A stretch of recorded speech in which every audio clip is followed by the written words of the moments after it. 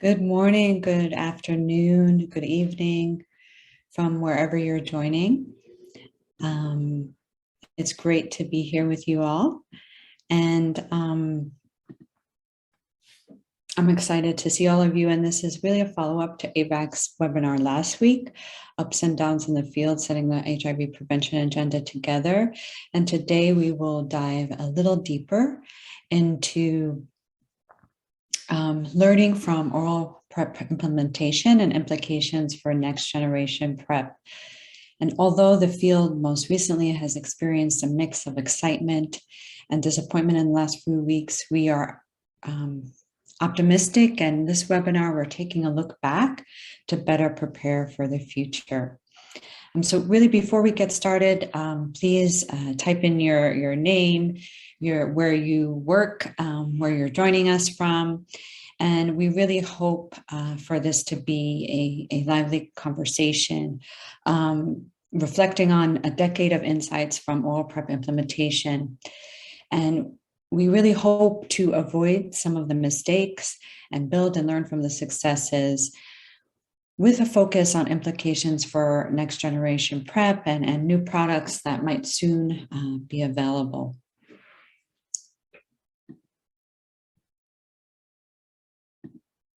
And as additional PrEP options come to the market, they could transform the HIV prevention landscape, offering personalized prevention options and potentially increasing the number of PrEP users, and ultimately and hopefully contributing to a reduction in HIV incidence.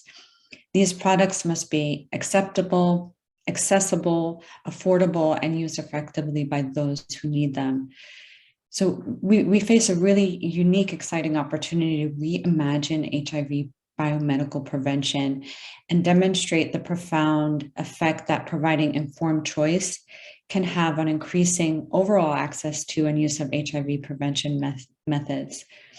This webinar will highlight critical lessons from oral PrEP programs in Kenya, South Africa, and Zimbabwe, 3 countries that early on approved and adopted oral PrEP. And there is a wealth of lessons generated across geographies and settings, many of which are captured in the report Lessons from Oral PrEP Implementation and Implications for Next Generation Prevention, which AVAC published late last year. And that report served as the inspiration for this webinar. However, we know there's a wealth of lessons, but for the sake of time, we've selected a few to focus on and hope that the audience offers your insights, that you contribute to the discussion, add your lessons, and of course, ask questions. We have 3 esteemed presenters who have been at the forefront of PrEP implementation in Sub-Saharan Africa. Next slide, please. Saika Mulik of RITS RHI, Director of Implementation Science, who oversees a large portfolio of projects addressing the introduction of innovative approaches and technologies for HIV prevention and sexual and reproductive health. Daniel Wiri, Project Director at Japigo, Kenya, who leads a portfolio of HIV prevention programs and oversaw the Jalindi Bridge to Scale project funded by the Bill and Melinda Gates Foundation, and Joseph Marungu, who's a senior technical consultant for Pangea Zimbabwe AIDS Trust, an IAS fellow, and who previously worked for the Ministry of Health and Child Care in Zimbabwe. They've joined us to have a conversation to discuss what has worked well, what needs to be done differently to make good on the promise of a wider range of options. It's only learning from shortcomings and building on the successes and continuing to innovate that we will achieve more equitable access and significantly accelerate the impact of future prevention efforts. So before we dive into some of the lessons, I wanted to provide an overview of PrEP uptake and progress and set the stage for the discussion. We have a few slides. Each of the presenter has a few slides, a few talking points.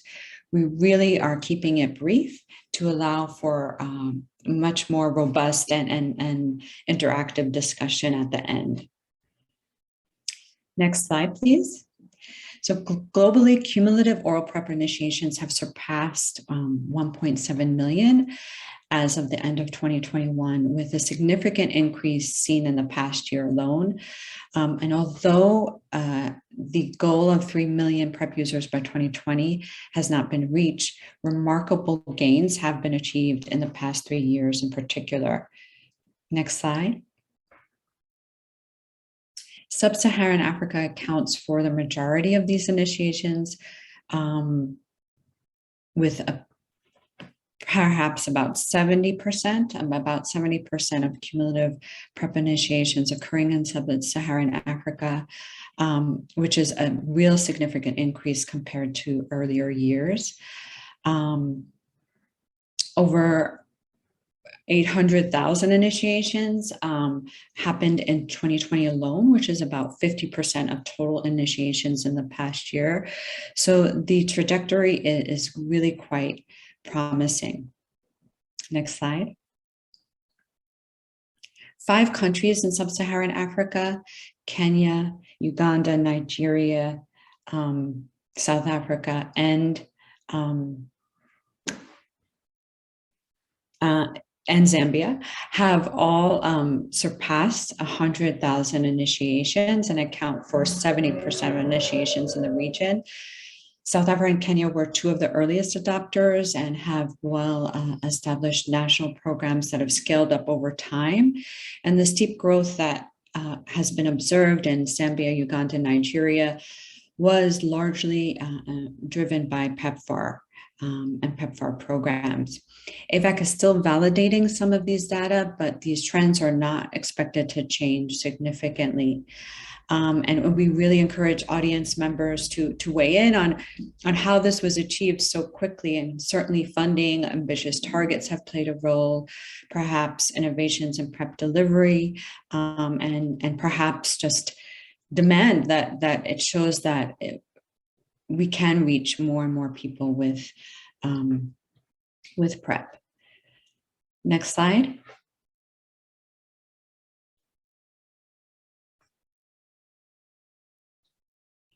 Next slide.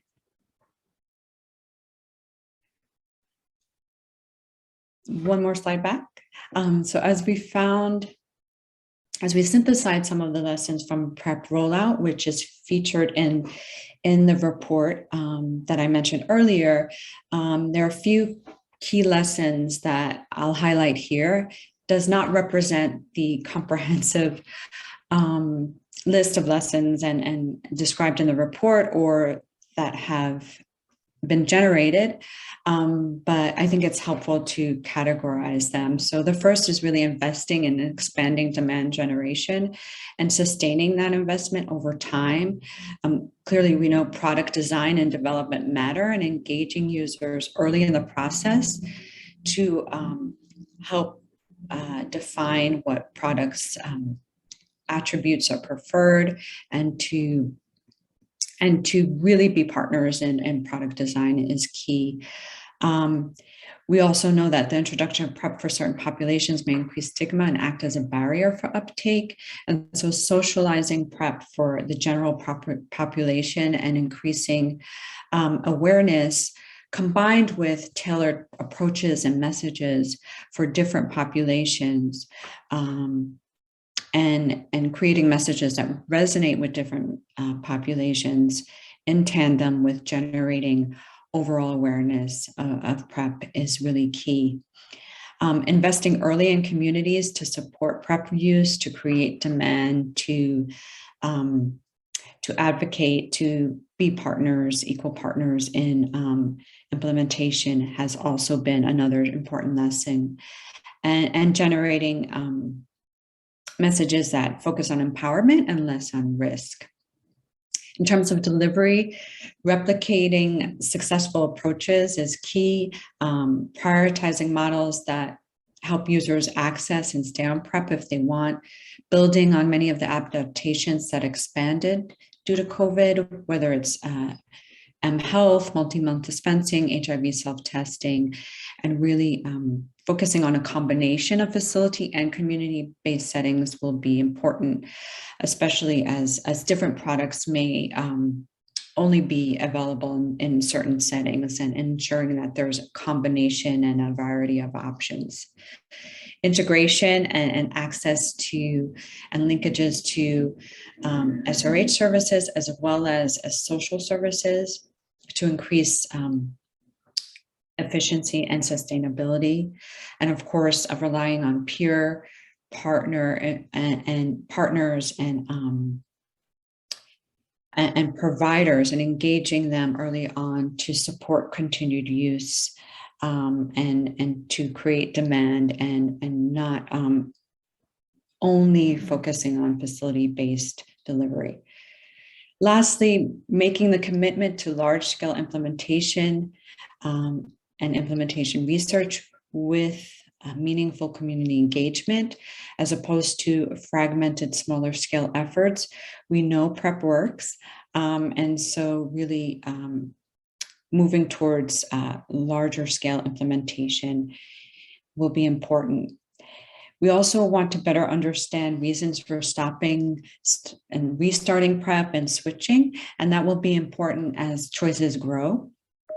And at the same time, as we want to understand individual patterns of use, needing to measure PrEP impact at the community and population level. And this is really important, especially for policymakers. And it reminds me of what Linda Gale Becker said in the webinar last week about really showing the impact of how PrEP can avert HIV infections. And lastly, of course, costing and price are important variables that affect decision-making at the national level. And the earlier that this information is available, the more quickly these decisions can be made. So I'll stop there. That was sort of an overview of the main lessons that we've identified. It does, again, is not exhaustive, but we hope it's a segue to the next three presentations, where we'll dive a little deeper into specific lessons. But please, as we go, type in your questions. Lastly, if you would like more information, we have a series of documents. Next slide. And we will also include them in the chat. There's a comprehensive report, as well as specific issue briefs, and you can find them on PrEP Watch. So thank you for joining us. And with that, I'll turn it over to Saika Mulik.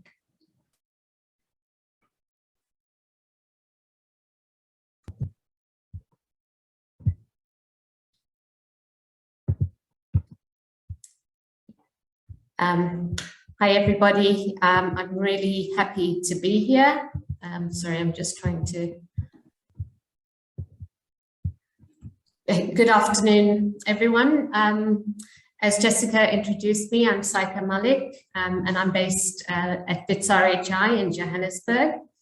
And I'd like to thank AVAC for this opportunity to share a short presentation entitled Moving from Demonstration to Scale-Up, Lessons Learned from Integrating PrEP into Broader Health Services in South Africa. And I'll be drawing primarily on some lessons learned from our work supporting PrEP introduction under the USAID-funded Options Program, as well as the UNITAID-funded demonstration project called Project PrEP. Next slide, please. So to start, let's look at the journey of oral PrEP in South Africa, where we started and where we are currently. In the context of limited resources and limited experience with PrEP delivery, PrEP rollout began in 2016 at 13 sex worker facilities, and it expanded to include additional populations and facilities over the next few years. Since inception, just over 370,000 individuals have been initiated on oral PrEP, and currently PrEP is available at over 2,000 sites. That is about 60% of all primary healthcare sites nationally, which provide PrEP, but there's wide variation by province and by district. And this slide shows the timeline and phased introduction of oral PrEP. In late 2015, though at the start of this process, weeks after the WHO recommendation on the provision of oral PrEP, the Department of Health made quick strides in setting up a national PrEP technical working group to really bring partners together to coordinate activities and to facilitate a collaborative learning process. And the TWG was an important step in bringing together these wide range of stakeholders, and which has expanded over time. And it was really to avoid duplication, to have a common understanding of who was doing what. Next slide, please. So at the start of PrEP delivery, there were several PrEP studies that were underway in South Africa, and these were still in quite early stages, and we lacked a common understanding of the questions that were going to be answered by these studies, by when, and whether or not they aligned with government research priorities to enable decision-making to guide implementation decisions. And so South Africa had a number of small-scale PrEP demonstration studies ongoing at the time, primarily in research clinics and in urban centers. And the country was at a point where it had to learn as much as possible quickly to best prepare for rollout at scale, as well as to identify all the available resources. Multiple partners were involved in various aspects of PrEP delivery, but who was doing what and where needed to be answered. There was also no formalized or standardized reporting system on key lessons, so that made sharing of learnings quite difficult. So in response, a mapping of studies was conducted. Questions that these studies would answer were identified, gaps, as well as tools that were being used.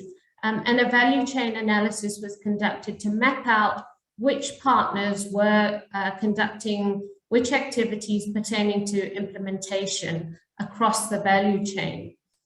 So while these studies were answering some really critical questions to ensure relevance and acceptance and desire for PrEP among different populations, a definite need was noted to explore implementation of PrEP in more generalizable real-world settings that could answer questions about how PrEP services could be delivered at scale. And the mapping and analysis across the value chain also resulted in the Department of Health expanding engagement, setting up a number of subcommittees of the technical working group to address gaps, and putting in place a system where each study was able to report on a number of necessary indicators and lessons on a regular basis. Next slide, please. So in 2017, in close collaboration with the Department of Health and other stakeholders in response to those knowledge gaps around real-world implementation for PrEP, particularly for adolescent girls and young women, we collaborated with a number of stakeholders to design a demonstration project that aimed to address some key questions around PrEP delivery for 15 to 24-year-olds in high priority districts. And the project was designed to increase accessibility of PrEP for eligible adolescent girls and young women in these high priority clusters in 3 provinces. We wanted to be able to demonstrate effective delivery models and appropriate use of PrEP. And finally, at the heart of the project was also the desire to generate and disseminate evidence on the use of PrEP in real-world settings. The Department of Health also made it clear that new prevention technologies were not going to be introduced as a vertical program, but delivered as part of combination prevention services and integrated with other sexual and reproductive health services. And here are some of this slide shows some of the lessons we learned around the design of the demonstration projects. So firstly, ensuring early and regular input by the Department of Health ensured that a scalable implementation package was tested and research designed to answer priority questions. New demonstration projects needed to respond to gaps that were identified. And a lot of the early demonstration projects had to be supported by drug donations and donor support before these commodities can be procured by the Department of Health. And also need to be designed to provide information that might be able to sustain supply chain for new products, but also help understand uptake and forecasting. The choice of demonstration sites also matters, and different geographies, culture, and context were really important to include. Real world settings generate generalizable data and insight, and we also had to make sure that we tested integrated approaches. We also needed to look at strategies for demand creation and linkage across the whole cascade of care. So they need to be quite sort of broad in terms of learnings, and develop real-world evidence on uptake and use of PrEP products. And finally, we needed mechanisms to regularly review what was coming out and report data to key stakeholders, and allow for flexibility and rapid course correction. And indeed, the project reported on data monthly, but this project and other demonstration projects also had the opportunity to present and share findings at various fora, including the technical working groups. Next slide, please. So offering a standard approach across all partners in South Africa was recognized as a necessity right from the start. The high mobility of PrEP users, especially women, meant that a potential or a current PrEP user should be able to walk into any facility in South Africa and have the ability to receive oral PrEP as part of comprehensive sexual and reproductive health service delivery, which included contraception, STI screening, and other prevention methods. And to this end, the Department of Health and WHO and implementing partners earlier on convened a meeting to really develop and have a common understanding of what the minimum PrEP package was going to look like. And to this extent, Project PrEP also saw the development of tools and resources that could support a standardized approach as a necessity. And this included the development of some digital tools, digital platforms, IEC materials, implementation guides, counseling guides, and digital training resources. It was important that trusted sources of information and tools were required for all partners to use, and we learned that it's worth investing project time and resources working with the Department of Health and stakeholders to build this library of digital and other resources to support both clients and providers. And these can potentially rapidly be adapted or used. They don't need to be redeveloped, and can be adapted also down the line to include additional PrEP methods. And multiple languages and formats also make these accessible to a wider range of users and have potentially wider reach. Next slide, please. So finally, and in line with good participatory practice principles, utilizing resources to sustain an open environment for learning and to ensure that lessons and data are systematically shared and reflected on with stakeholders, including communities and young people, was really important. So generating high quality evidence through rigorous research methods to answer priority questions, developing and implementing a research utilization plan from the onset to ensure the sharing of learnings, ensuring mechanisms to share the research and M&E finding with stakeholders, but also we learned starting discussions early on the cost and impact of scaling is important. And I think it's important as we think about new methods to think about what's it going to cost, and how do we get into government budget cycles early on in the process, so that with time these commodities can be budgeted for, and also to develop and test indicators for program monitoring, reflecting and course correction. One of our biggest lessons was to be flexible. Not everything works in the same way in different contexts, and it's hard to anticipate all needs in advance, but we have a lot to leverage on already. However, we need to continue to become more nimble and faster as new products are approved to maximize their public health impact as rapidly as possible. And with that, I'd like to end and just with my final slide and acknowledge the Department of Health and the Options Consortium partners, Project PrEP, and all PrEP implementing partners and donors in South Africa. Thank you.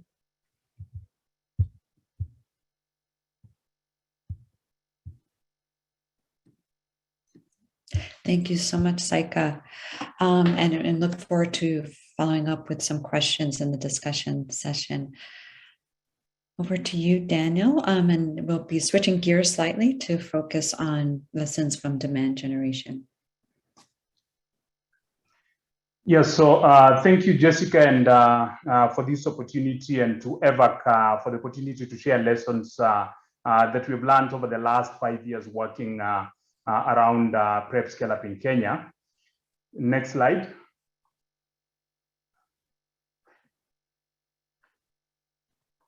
Yeah, so particularly for this next few minutes, I just want to focus and reflect around the whole idea about demand creation.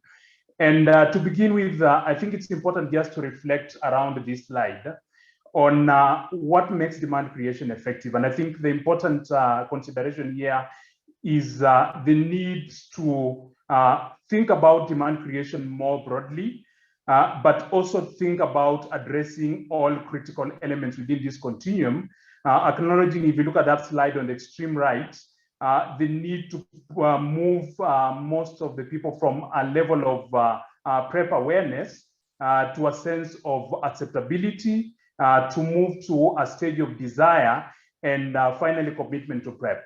But I think for me, the most important takeaway that I want to pick from this slide is what is on the extreme left about the need for a two-tier kind of demand creation. That on the one hand, there is need for what we are terming as above the line.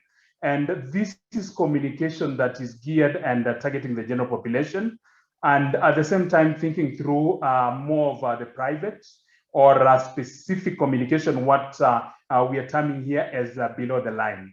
And I say this taking into consideration that some of the populations that are the beneficiaries, or some of the high-risk populations who would be the most beneficiaries of PrEP, such as men who have sex with men and female sex workers, are highly stigmatized in a number of sub-Saharan African contexts. And with that in mind, as we think about what works best for demand creation, then it's important to achieve that fine balance between the needs of the specific user groups, but at the same time, thinking about the needs of the broader community within which these users reside. And with that, then public or general communication that is done above the line is what will mostly work within mass media. And this has to be very generic communication vis-a-vis the below the line communication, which is more targeted and more or less will be more bold as we address the specific needs of the user groups. Next slide. So one of the key learnings really as we figured out around how to do demand creation for PrEP is the need to think about PrEP from a perspective of relationships, because one of the critical lessons over time has been that most of the users think about HIV prevention from the perspective of the benefits that they derive from a relationship perspective, or the emotional gains that they derive from HIV prevention as opposed to risk. And I know some of the initial communication that was rolled out when most of the PrEP programs began largely focused a lot more around risk. And most of this communication did not really resonate well with most of the users. And over time, I think what is critical is the understanding that for communication around HIV prevention to be effective, and especially around PrEP, then it's important that messaging should actually emphasize both the emotional and relationship benefits that users are likely to derive from these HIV prevention products. Next slide. Yeah, and this slide just summarizes some of these lessons because if you look at the left, this poster, PrEP a Day Keeps HIV Away, this essentially is some of the initial messaging that was more focused around emphasizing more about HIV, emphasizing more about risk. And if you look at the right, what you see are essentially how this messaging evolved. Like the one in the middle, I choose my job, I choose my life, I choose PrEP. This is actually messaging that is derived from insights from female sex workers, where essentially they needed that messaging around PrEP should actually communicate to them, but also most important that it should appreciate the value and how they take pride in being sex workers. And as you can see, as messaging evolved, the focus shifted from more around risk to more about messages that are more empowering to the users. And what you see on the extreme right, Kujiprep and Kujipanga Poa, is basically a Kiswahili messaging that simply means when you prep yourself, you plan yourself well. Again, this is messaging that is focused around empowerment. And just as I did say, it's important to figure out from this point, because what we did see over time for most of the users is that if the messaging focuses more around risk, then they tend to disconnect. But if it is focused more about empowerment and the need to position prevention products as supporting aspirations and agency, then it resonates more with the end users. Next slide. Again, just thinking around the same, I wanted to emphasize the importance of investing in deep understanding of the users. I think one of the challenges with a lot of demand creation programming is the fact that as new products came to the scene, for example, when PrEP came to the scene, there was a tendency for a number of programs to look at what has worked in the past and to try and adopt some of these interventions to use for PrEP demand creation. But as we did see over time, and this is a critical lesson, that by investing particularly in human-centered design, where we were able to derive insights around what really works and what does not work, and what particular messages and what particular interventions are what the users wanted to see, and also thinking about what are some of the challenges and what are some of the potential levers that we could use for demand creation, then we did see that while most of the initial demand creation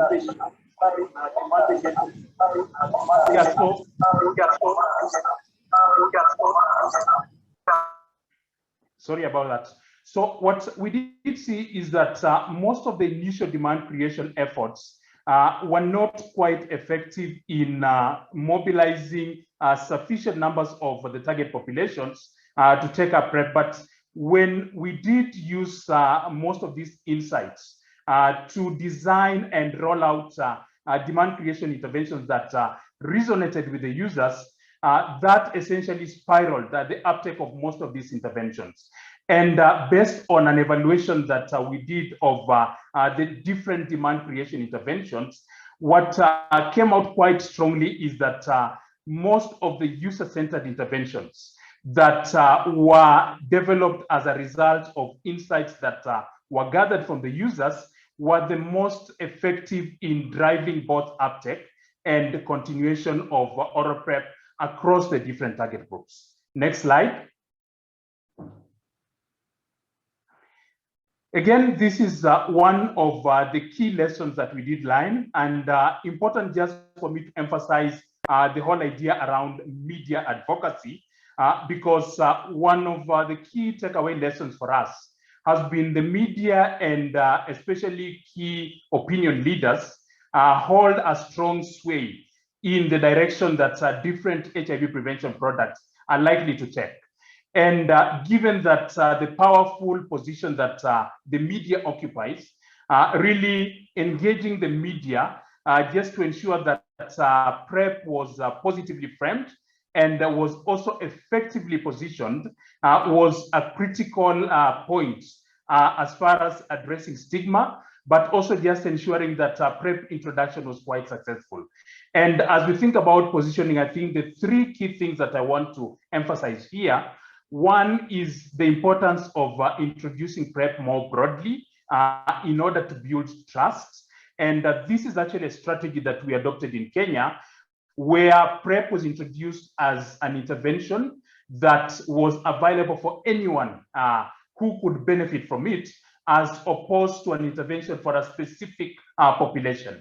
And because of that broad positioning of PrEP, then there was more acceptability of PrEP across the whole country, since it was positioned as an intervention for anybody within the population.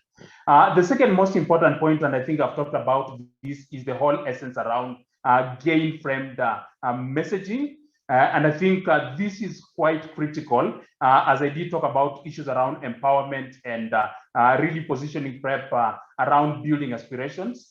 And the third most important point as we think about this is, again, most important that when introduction of new products focuses on specific populations, that likely attracts a lot of resistance. And these are some of the pitfalls that really may prevent effective scale-up of some of these interventions.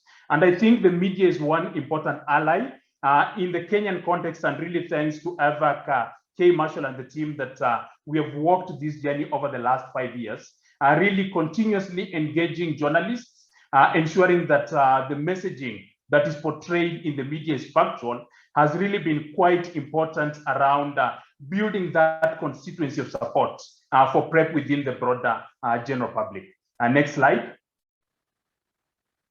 Yeah, and this I think should be my second last slide. And it's really to emphasize the fact that even as we think about demand creation, while we will reach out to some of the PrEP beneficiary populations through targeted demand creation, I think it's important to acknowledge and appreciate that these users live within communities.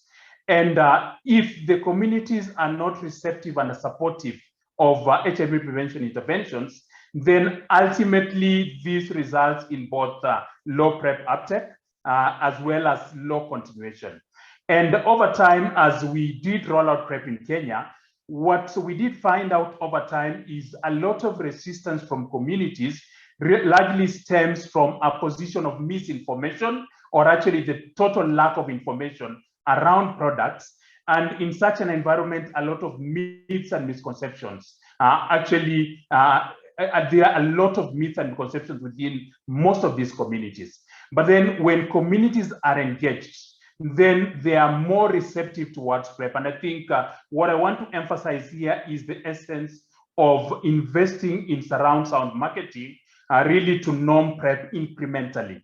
And when I talk about surround sound marketing, if you look at the different sources of PrEP information, and this is actually findings from an evaluation that we did also in Kenya around PrEP awareness, you can see that most of the people are deriving the information around PrEP from the media, from health personnel, from interpersonal sources, as well as from other community members. So even as we think about where to disseminate this information, I think targeting this multiplicity of channels becomes quite important, and also just reaching out to different people through different channels. And if you look on the extreme right, what we are seeing, like what you see, 69% PrEP awareness in the leg cluster, This is essentially a region where we invested a lot in this surround sound marketing that I'm talking about, both through mass media, community engagement, market activations. All this is what culminated in this slightly higher level of PrEP awareness, quite different from the other regions where, yes, while we did invest in awareness creation, the awareness creation was not comparable to what we invested in the Lake cluster. And if we look at also just the levels of community support, we are seeing differences in community support for PrEP users, where PrEP awareness is higher compared to regions where PrEP awareness is lower. Next slide. So this is the final slide, and I think for me, just important to note that what we have also found out over time is that peers are actually quite strong and influential when we think about how to do demand creation for PrEP.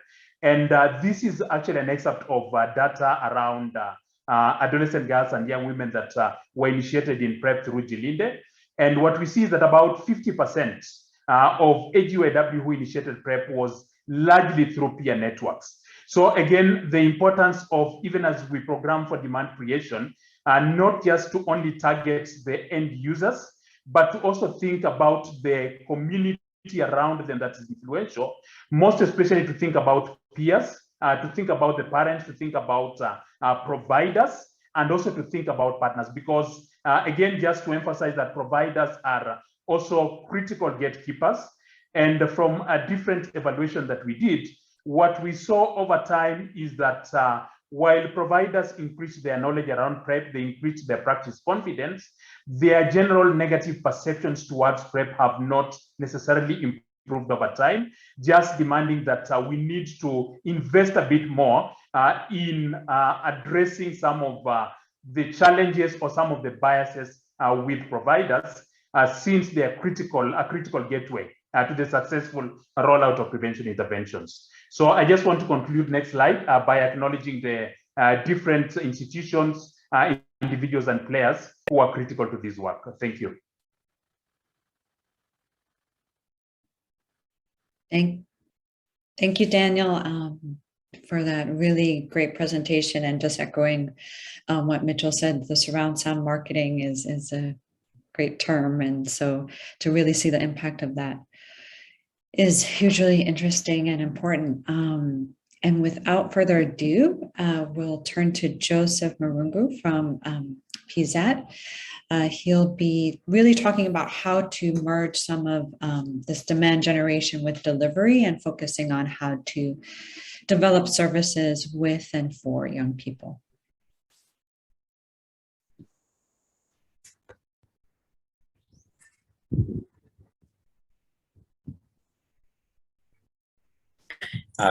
Thank you very much, Jessica. Good afternoon, good morning, everyone. I hope you can hear me clearly. Jessica, please confirm you can hear me. Yes, we can. Thank you. Perfect. Thank you very much. So as introduced by Jessica, my name is Joseph Marungu. I'm with Pangaea Zimbabwe AIDS Trust as a senior technical consultant. I'm going to just share our experiences in terms of how to make sure that programs are aligned with the preferences of the various clients that we target, especially when we are dealing with young people in trying to deliver PrEP in the context of combination HIV prevention. The experiences I'm going to share are based on lessons learned through projects that we implemented with support from Options, as well as collaborations with the Ministry of Health and Childcare in Zimbabwe and other stakeholders. Next slide, please. So the Ministry of Health in Zimbabwe introduced oral PrEP as part of the consolidated guidelines back in 2016. And following the establishment of the guidelines, the following year, we worked with the ministry to develop the first PrEP implementation plan. One of the key strategies that we included in the implementation plan was centered around quality management and quality improvement. And what we aimed to do was to ensure that the providers are capacitated to deliver quality services consistent with the national guidelines. But we also realized that for a new intervention like PrEP, it was also important for us to engage the consumers and ensure that at the end of the day, the service is delivered in a way that is responsive to the needs of the various population groups that we intended to target based on the national guidelines. So the issue was then to make sure that at the end of the day, the perceptions of the providers as well as the perceptions of the consumers are incorporated in the various strategies that we ended up implementing. I'm going to focus the rest of this presentation on the experiential side of quality in terms of also then making sure that the services are responsive and the preferences of the various target audiences are actually honored. Next slide, please. So as part of that process, we realized that it was important to continuously engage the clients, in this particular case, the young people. So before we even launched the program, we went through a pre-design process in which we conducted consultations with various subpopulation groups. What we realized was that adolescents and young people are not a homogeneous group. There are a lot of differences, and within that broad group of adolescents and young people, there are subpopulations, for example, like young women selling sex, who we need also to target specifically because their preferences are different from the other subpopulations within the broader group of adolescents and young people.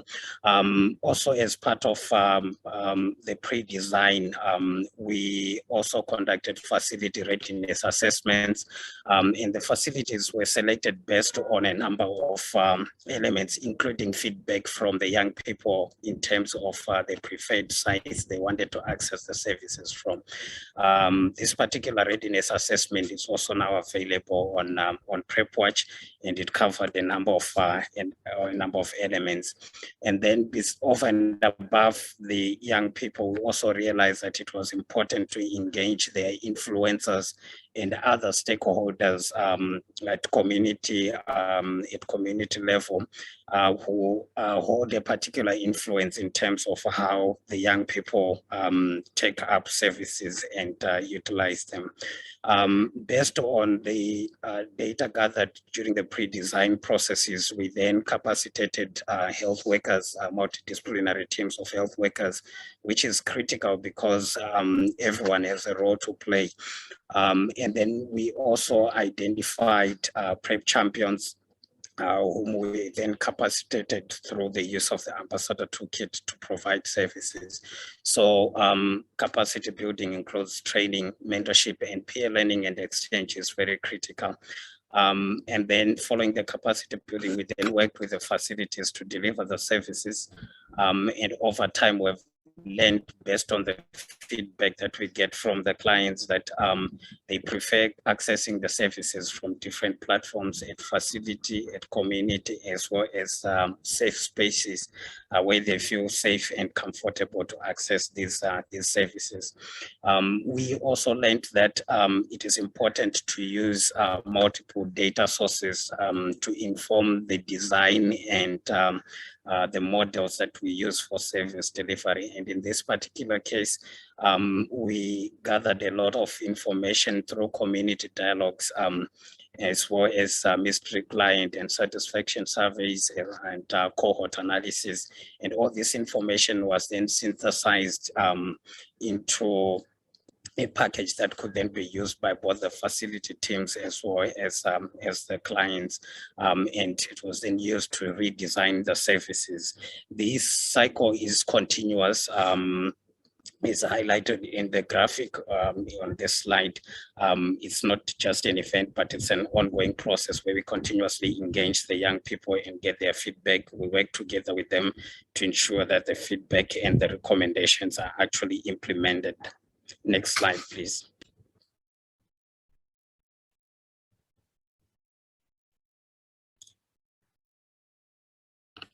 Over and above the continuous improvement approach that we adopted, we also realized that the different subpopulations within the broader group of adolescents and young people tended to engage more through different platforms. So we had groups that would engage more with the PrEP champions at individual level, but we also had others who preferred to be engaged through social media platforms.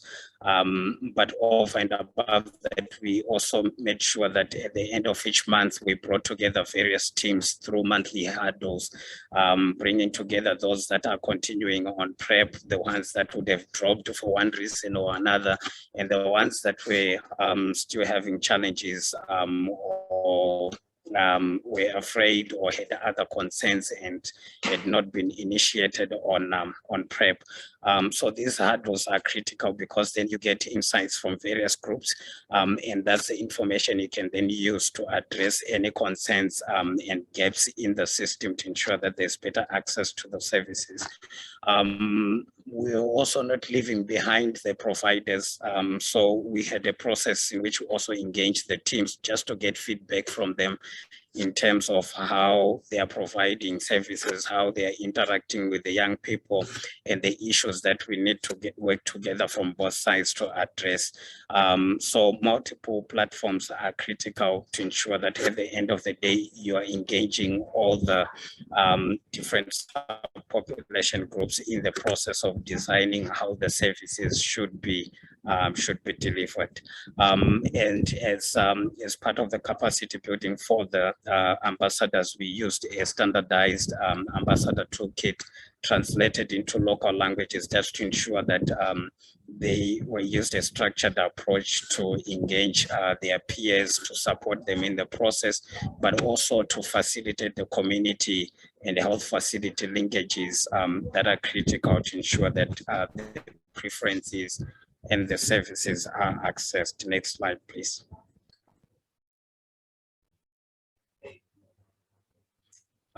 So over and above the feedback that we continued to get, we realized that there are 4 critical issues that were a priority and consistent across the different subpopulations for young people. The first one is about choices. So what came out, number one, was that they really need choices in terms of the products available, not just to be pushed into one product and like oral PrEP, but it would be good if we had a number of options and they had a lot of information that would then help them to make the necessary decisions. Then in terms of choices, again, they would be happy to have a choice in terms of where to access the services, to make a choice also in terms of who to access services from. So we have nurses, we have counselors, we have the PrEP champions, we have a whole lot of other cadres. So it shouldn't be just one option available to them in terms of who is providing the service and where the services are being accessed. The second important issue is access.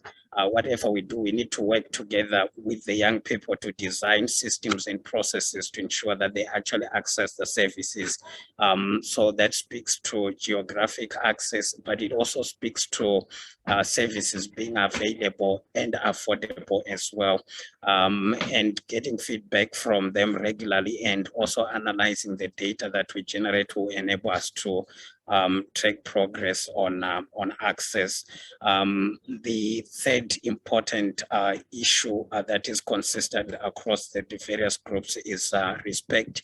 They want to access services in a manner that is respectful, responsive to their needs, but also getting services and support in a non-judgmental manner.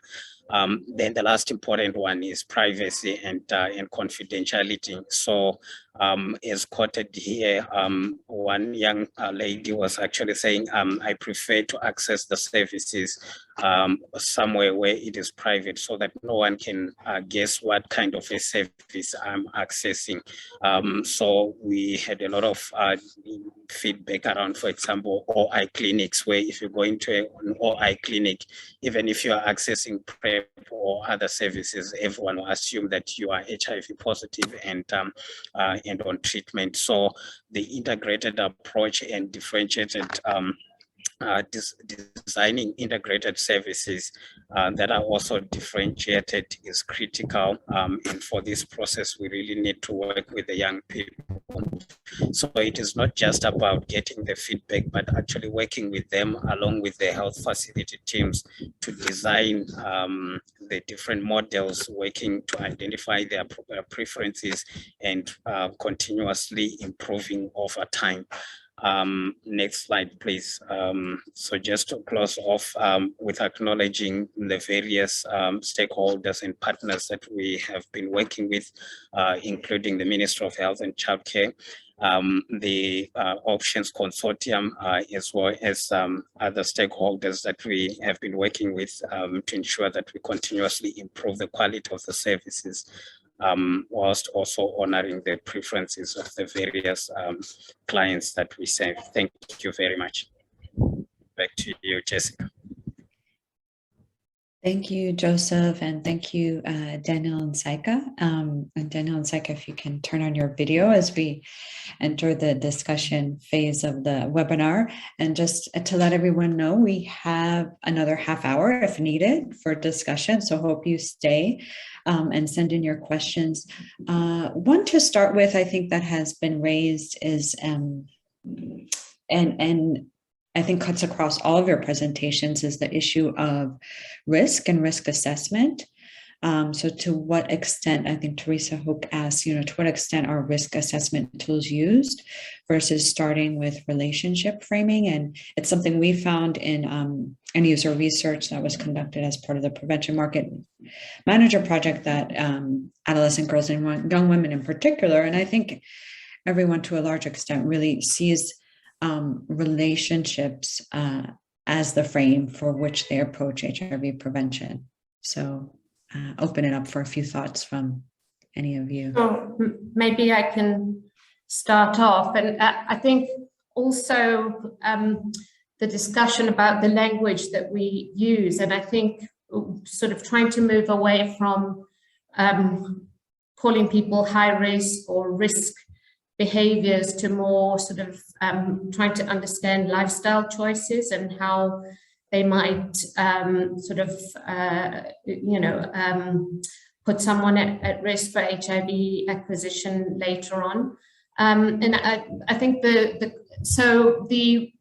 risk questions are actually in our setting, they're supposed to guide risk reduction counseling and not to be exclusive, exclude people who ask for PrEP. And so I think the highlight message is that those who want PrEP and are able to assess whether or not they need it and should be offered PrEP. And I think just, thinking about in the future, the need for self-navigation tools to empower people before they come to the clinic or before they reach out for services, and potentially avoid uncomfortable and potentially stigmatizing conversations in the health facility. One of the big barriers is still provider attitudes, particularly towards sexuality of young people, and I don't think we've kind of fully comprehensively addressed that issue as yet as a field. Thank you, Saika. Daniel or Joseph, do you want to weigh in? Yes, so thanks. And if I could just add to what Saika has said, I think it's about how we frame this conversation. And just I think as Teresa did point in her comments, I think that is the starting limitation where the risk assessment tools are what were positioned in most of the PrEP delivery points. And for many providers, this is what they use to jumpstart conversations around PrEP. And when we look at even from some of the human-centered design sprints we have done with the users, the greatest concern is that even their conversation is quite prescriptive. But also we've learned from providers that they are challenged around how best to communicate around sexual and reproductive health. So on the one hand, also providers need to be supported, because I think a lot of the capacity building we do for providers focus more on the clinical aspects of delivering these interventions, but we need to emphasize a bit more around the soft skills, around how to communicate around sexual and reproductive. I think so that is one of the main issues. And if you look at even some of the shifts that have been done in Kenya, like now the National Technical Working Group has actually now converted the risk assessment tool from being a screening tool for somebody to be offered PrEP, and now it's just a job aid that a provider can elect to use for that conversation. So I think this conversation should be more about, is PrEP the right thing for you, as opposed to, are you at risk? Thank you, Daniel. Well said. Joseph, anything to add around questions of how to, in addition to providing the clinical knowledge for providers, how to increase capacity and openness for conversations around relationships? So there have been a few questions posed by the audience around that aspect. Mm-hmm. Yeah, I just wanted to add on the risk assessment. We conducted a test and prevent study here where we're trying to look at linkages. One of the things that we picked up was that over and above what Daniel and Saika said around the conversation, the process itself also creates barriers as well, because you then have to you have risk assessment being conducted by one cadre or in one location within the health facility, and then the client has to move to another care point to be initiated, and then to another care point to access the medicine. So it becomes a barrier in terms of not just the questions that are asked, but also the waiting time, the confusion with the linkage from the screening to the initiation and everything. So the language is important, but also just to add that smoothing the process is also critical. Thank you. Thank you. And on the question of how to change or improve provider attitudes regarding PrEP, and is this, and how does that change depending on the product, or does it change depending on the product itself? So wanted to pose that question. Perhaps Saika, do you want to take that one, and then we'll move on to another question.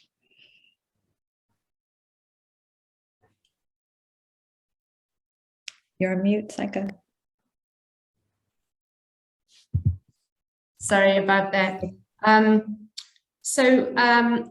think, well, we don't know, we haven't introduced additional products at scale. So I think whether, whether or not providers have different preferences in terms of what they're going to provide.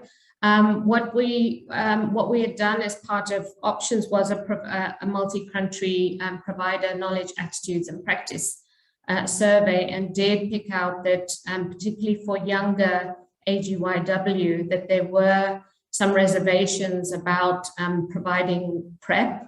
I think we, particularly for the younger AGYW, that is still going to be an issue probably across countries that we're going to have to address. I'm just kind of throwing this thought out there. I mean, one of the things we heard from providers was young people can't remember to take a pill. So, whether they might then some of these longer acting methods might be, will have those advantages. Whether providers feel better about offering the longer term methods remains to be seen. But I think we need to sort of continue keeping an eye and also making sure that training is addressing the softer skills, like Daniel said. A lot of the training is very sort of knowledge-based and sort of, you know, the clinical stuff and the counseling, etc. But there are still significant barriers around provider attitudes. Thank you. And another question about integration with SRH services. To what extent is PrEP offered in SRH settings or just limited to HIV clinics? And then I'll tag on sort of thinking about the future products, whether it's the ring or cabotegravir. You know, what are the prospects for integrating and specific considerations for integrating those products in family planning clinics? Daniel, do you want to start?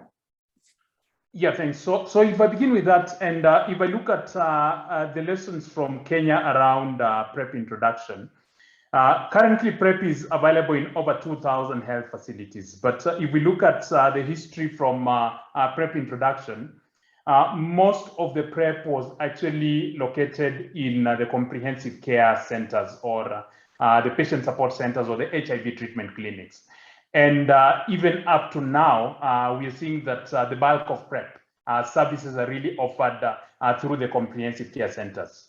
The effect of that is we really see that it works as an effective delivery point, especially for serodiscordant couples. And if I look at even the overall initiations in the country now, we are seeing a lot of PrEP uptake is largely around the general population and the serodiscordant couples, given that the bulk of the sites where PrEP is available is largely through the comprehensive care centers. But of course, over time, through a number of projects, we have seen the diversification and increased focus around integration. And I know that is a policy direction even the Ministry of Health in the country has taken now to shift more towards greater integration.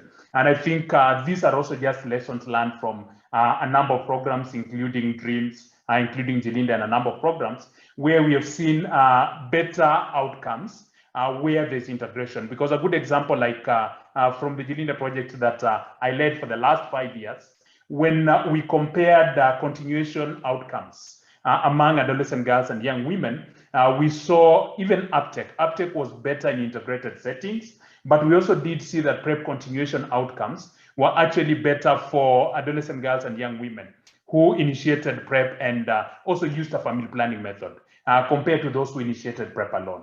So overall, I think the shift towards integration is the best. And also just to add that the great challenge around stigma, the stigma equation has largely been also because of positioning PrEP in comprehensive care centers.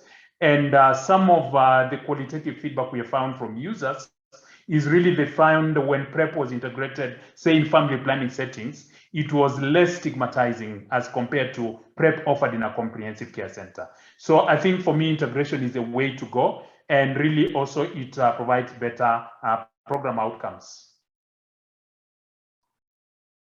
Can I just add to the integration discussion? So in South Africa, you know, as I mentioned during my presentation, that the SRH integration is defined as part of the minimum package. So in fact, some of the data that implementers were supposed to have reported back on was, you know, the number of family planning client methods provided, STI screening as well, symptom screening was outlined as part of that. And so I think you know, for projects to and for implementers to be able to really collect that data, particularly as there are limited resources, and if you're able to demonstrate that there are collateral benefits of providing PrEP services, as we've seen in our setting with, you know, higher uptake of family planning methods, large numbers screened for STIs and treated, I think it sort of helps the argument for investing in these methods. But we need indicators, and we need donors to understand that it's not only the PrEP target that we need to do, we need to also provide other services as well as part of the comprehensive package. Yeah, just to add on in terms of integration, yes, what we have noted is that it's important to integrate a service delivery point, but also we need an integrated approach to all the other pieces. We need an integrated approach to capacity building for the health workers, because if we just train them on PrEP and not the other pieces, they will focus on PrEP. We need integrated approach to demand creation. So in Zimbabwe, we have an integrated comprehensive demand creation strategy or communication strategy, supply chain. So all the system elements will need to be redesigned so that they support the integrated service delivery approach. Thank you. Thank you, Joseph. I think that's an important point, that it's integrated delivery, demand generation, integrated policies that really support providers to offer integrated care. And it can help to reach different populations like pregnant and breastfeeding women and people. So that was a question. Are there any lessons learned about offering oral PrEP in pregnant and breastfeeding women that you've seen? I know it's at different stages and in different places, but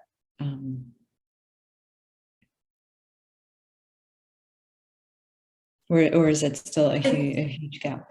Maybe just one of the lessons around early introduction, and I know Deborah and I have talked about this at some point as well, is a lesson for the demonstration projects as well, is to include some of these key populations early on, so that regulators, so that the data that is required for regulators to make decisions is available early.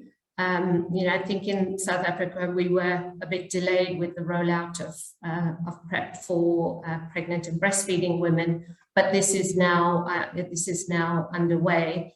And there's a number of additional tools and focus on pregnant and breastfeeding women moving forward.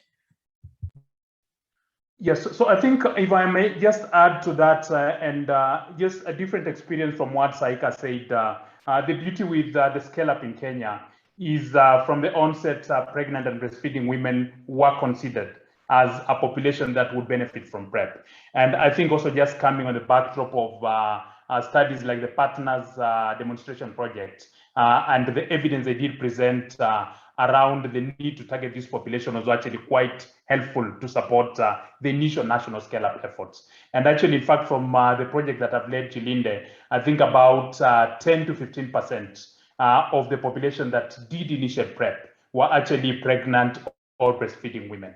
And so far, I think the scale-up within that population has really worked quite well.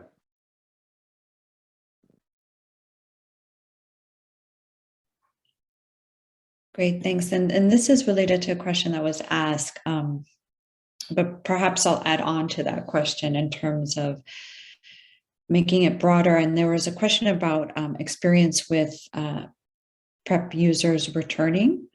So I think that's really related to the fact that what we're seeing is that many PrEP users cycle on and off PrEP, and how do we support PrEP users to stay on PrEP when they do need it and want it and are at continued risk? And linked to that, how can programs also, in addition to measuring initiations, measuring effective use, measure impact at a national level, again, for all of the reasons that are stated, to generate evidence for donors, for policymakers, that PrEP really is contributing to reducing HIV incidence, of course, in addition to scaling up treatment. So I'll pose that question to all of you.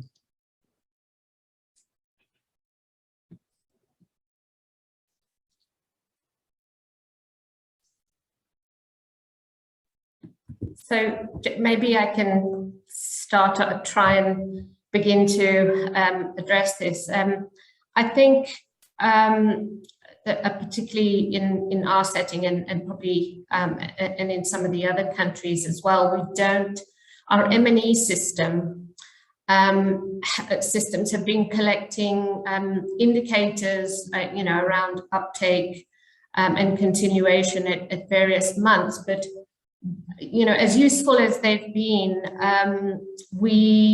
that combined with the fact that many of our countries don't have unique identifiers to look at data on individuals longitudinally, it doesn't help us with looking at coverage in various populations or impact. And so, the current indicators have, some which are NDOH, some which are kind of donor indicators. They might tend to sort of over or underestimate continuation. Just before the call, Jessica, we were having a discussion about somebody who comes back to restart PrEP. They might actually get misclassified as a reinitiation. And so we might be seeing an overestimate of PrEP uptake. So, I think two things. One, I think there's a need to sort of look at, relook at the indicators and maybe more in line with, sort of the family planning field where, you use a method when you need it and then you're off and there's no judgment, when you need to be on one or not. Is to look at, things like volume dispensed or person years on PrEP and really be able to use some of that information more effectively for predicting demand, but also to estimate coverage in different populations. And I know there's a group under Mosaic, which you're part of, that has been really looking at how to strengthen indicators around PrEP. I just wanted to comment on the users and cycling in and out of PrEP. It's important to engage the different subpopulations. So in my presentation, I highlighted the dialogues, and in some of the dialogues, we actually have them with those that would have stopped and the ones that others would be coming back. So what we have learned is that there are so many reasons why they cycle in and out. Some of the reasons we can address and we need to address from the health system side. For example, in the early days, the issue was, for example, a young girl would visit a friend or relatives and the clinics nearest to the relative's place does not offer PrEP. So this would be something that we then need to act on in terms of decentralizing the services and ensuring that PrEP is widely available. So if you engage with them, you can pick up on the things that can be addressed from the health system side, and then you can also pick on things that need to be that would require, for example, basic counseling and strengthening knowledge levels around PrEP and PrEP use. So the dialogues are really critical as an intervention to identify the issues as well. Anything to add, Daniel? Yeah, thanks. So if I could just add to that, I think first and foremost, what we have seen from the Genida project, implementing PrEP over the last 5 years, one interesting thing is that actually continuation did improve over time. But a lot of this improvement was investment programmatically to address the challenges that lead to a lot of the discontinuation. And what we did see, one of the main challenges was side effects. And some of the interventions that were put in place to address that was, especially during the first week when a client had initiated PrEP, a provider would actually give a phone call to the client just to try and find out how they're doing, what challenges they're facing, and give them a reassurance. In fact, for most of the clients, it was just a reassurance that essentially the side effects were normal and it was something they would cope with. So that was one of the issues. There are the issues around pill burden and issues around changes in risk. And really what we did see, a number of support interventions were critical in helping users overcome some of these challenges. But that notwithstanding, the overall pattern that we did see implementing this project, and this was when we compared with even data from other PrEP programs from other Japaigo-supported PrEP programs in Tanzania and Lesotho, we really did see a pattern of users cycling in and out of PrEP. And what we were seeing is that there were people who had 2-use cycles, 3-use cycles, and 4-use cycles. And I think there's actually a paper that we published with a number of co-authors this year in the Journal of International AIDS Society. And for me, I think the key takeaway there, number one, is if we look at how measurement around PrEP use, I think that's where the first challenge arises. And I think those are the issues that Saika did bring up, that really the way we are measuring effectiveness of PrEP. And if we look at it also in line with how people are using PrEP, the two do not tie. Because I know a lot of the measurement indicators were more or less borrowed from the ART space, more or less around how many people are actively using or currently on PrEP. So that does not give us a true indication, really, when you look at some of these patterns. And for us to effectively measure those patterns, we did a lot of longitudinal tracking of clients, essentially using an electronic medical record system of sorts. And again, that's a limitation for many countries, because many countries, their PrEP programs have not reached to a level where they can build such of these sophisticated systems, and also in building algorithms that help to analyze that. And I think that comes to what Saika was saying, the need to actually now start thinking broadly outside the box. Because an interesting thing is that from the patterns analysis that I just did talk about, what we did see is that the more the cycles that individuals had on and off PrEP, actually the duration between the cycles lessened over time, meaning that people were cycling in and out of PrEP, but over time they were protected over a longer period of time.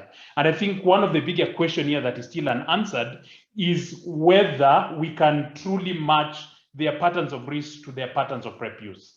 I think as a proxy, we can say, yes, that is what the patterns were, but I think that is where we need to invest our efforts in measurement, but also think much broadly around how best to measure this, because the other limitation that is not captured by the current indicators is, even as some of these users switch from PrEP, there is a likelihood they are switching to other prevention interventions. And I think also that is something that needs to be captured, because if I look at most of our PrEP cascades, the cascade is actually dropping as people are discontinuing PrEP, but we are not able to capture whether they're actually switching to other interventions. And I think as we increase the method mix, then that is what really needs to be captured, so that broadly, is this user actually covered such that we are effectively preventing a new infection, whether through PrEP or through a different intervention.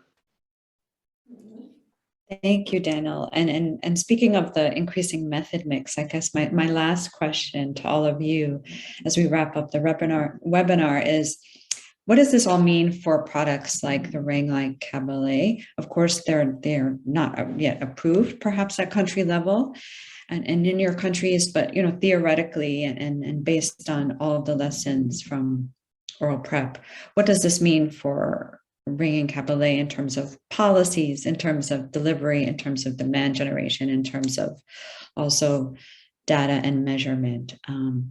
So a last overarching big question before we close out the webinar. Maybe I'll go ahead. I think the one thing is that there's a lot of lessons that we've learned, and we still, even though there was a lot of effort, we still went slower than expected. So I think we need to, the one key thing is we've got to do this faster with new methods. However, having said that, there are a lot of things already in place. Health systems, the health system's been strengthened a lot, and we've learned a lot through delivering oral PrEP, and so there's a lot to build on. There are resources in place that are easily adaptable. I think we have to start early though with, it's taken a long time and we still are not where we need to be with awareness around PrEP.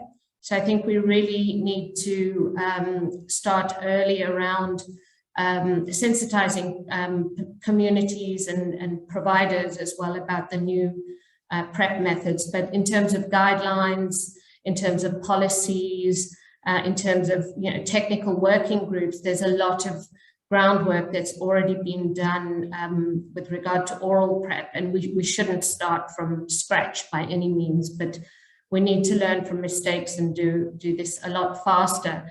And just kind of thinking about the research side, I think the kind of mapping that had to be done and sort of retrofitting almost the key questions. I think with new methods, there's an opportunity, and I know the biopic initiative has done that quite successfully for Cabernet, is to have upfront a globally and locally prioritized research agenda, so that we're not, so that we're designing projects to address those questions upfront. Thank you. Thank you, Saika. Yes, so thank you. Oh, yeah, go ahead, Joseph. Thanks, Daniel. I just wanted to add on to what Saika said. So how we introduce the new products is also very important. So here I'm talking about the different elements. So the language is very important. So the way we introduced oral PrEP in terms of who was the intended beneficiary, the use of language that drives stigma and discrimination, I think also hampered progress over time.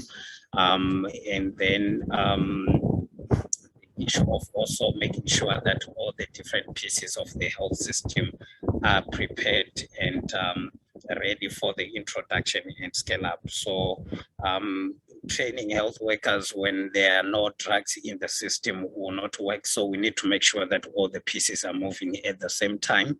The same goes for demand creation and engagement of the different stakeholders. So we need to make sure that the different pieces are moving at the same time. Otherwise, we may move with one end of the tag whilst leaving behind the other, and it then affects overall uptake and effective use over time. Thank you. Yes, so thanks. So on the interest of time, I think what I will just summarize my key takeaways for thinking around the demand creation side. I would just still emphasize the importance of norming these interventions in the communities where they are offered. From the service delivery dimension, I would emphasize differentiated service delivery. And lastly, from the policy side, I would emphasize the importance of removing unnecessary screening requirements. I think for me, those are the critical considerations. Thank you, Daniel, for your really brief takeaways, brief and yet really profound, spot on takeaways. And thank you, Saika and Joseph, for all of your thoughts and comments as well. And I think one thing I'm reflecting on is also the beauty that all of these projects have learned from each other as well and built on each other, whether it's the Prevention Market Manager, Mosaic, and Options, and Delindi, and all the work that PISA has done as well. So I think that was really clear from the webinar how a lot of lessons have fed into each other and built on each other as we prepare for the rollout of new products. And with that, I will turn it over to Mitchell to summarize the webinar and close us out. Great, Jessica and Daniel and Joseph and Saika, thank you. That was a remarkable, remarkably complex but remarkably elegant demonstration of all that we've learned. And I just really want to thank all four of you and everybody on the line. And maybe just to say at the end, I think for me, one of the things that's most exciting is the opportunities that we have ahead of us. And it really, my favorite article of the new year, I'll put it in the chat, was an article that Stephanie Nolan published just a week or so ago about the progress in South Africa with respect to the AIDS response. And in it, it talks about the PrEP experience in a couple of paragraphs about halfway down. And what's fantastic is that I think so often we look now at 10 years since oral PrEP was approved by the US FDA, almost 11 and a half years since it was shown to be safe and effective. And we haven't made nearly as much progress as I think Lysias is highlighting in some of the questions. And yet, what Stephanie's article did last week and what the four of you did on this panel was explain that there is terrific progress, that far from being a failure, although it's been too slow and too small, there are clear elements of what is working and what hasn't worked. The community of practice that you described, Jessica, across all of the acronyms and alphabet soup of organizations and funders, a community that's developed around oral PrEP. And now the question, how do we apply that to what is this growing range? I was really struck in listening to all of you. Many things were said that were so brilliant, and we will be sending out a summary and capturing the comments and questions. But I think for me, two words that really stood out throughout the entire session were, and in interesting ways, options and integration. So we often think about options as just simply expanding the number of products. And you all certainly described that. But what I loved was to hear you all, I think, Daniel, you described it so beautifully, not only options in products, or maybe it was you, Joseph, I can't remember now.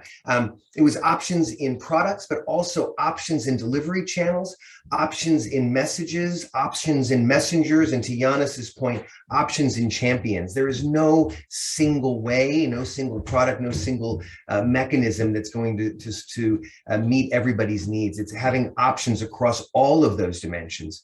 And the other great, and it was a great question from Sanyukta about integration and SRH, but I loved how you all took it much, much further than that, because integration wasn't simply in the programs. What you all described was how do we need to integrate delivery, integrate the training, integrate the demand creation. And I think those two elements are so critical in talking about oral PrEP, in talking about dapivirine vaginal ring, in talking about injectable cabotegravir, in talking about all of what is so opportune right now. And finally, I think for me, what is most exciting is this community that hopefully, to your point, Saika, of thinking bigger and going faster and delivering impact is something that we will do as a collective. And I know early on, coming out of some of the PrEP, early PrEP projects, a lot of us talked about how we needed to make PrEP famous. And I think that is maybe that surround sound marketing, Daniel, that you talked about. But I really hope that together we will figure out ways through all of these projects to make PrEP possible. And really, I think it's a whole new opportunity. HIV prevention, which we've all talked about now for over 40 years. This will be the 41st year of this pandemic, even in the midst of a 2-year-old pandemic. But it's about how do we make it possible for people and a chance to really rethink prevention programs. And I hope that the rest of you on the line got as excited as I did listening to Jessica and Saika and Daniel and Joseph in plotting a way forward that all of us can now go down together. This is not a single webinar. This is part of a journey that we're all on, and really excited to work with all of you across all different geographies and populations and products and programs to really work towards impact. So thank you. Stay tuned for notes about this call, answers to more questions, and opportunities to collaborate across our organizations and projects to make prevention possible and reduce the number of new infections. So thank you all so much, and stay safe and well, and stay in touch of what we all need to do better, faster, and larger for impact. Have great evenings, afternoons, and mornings. Thank you, everyone.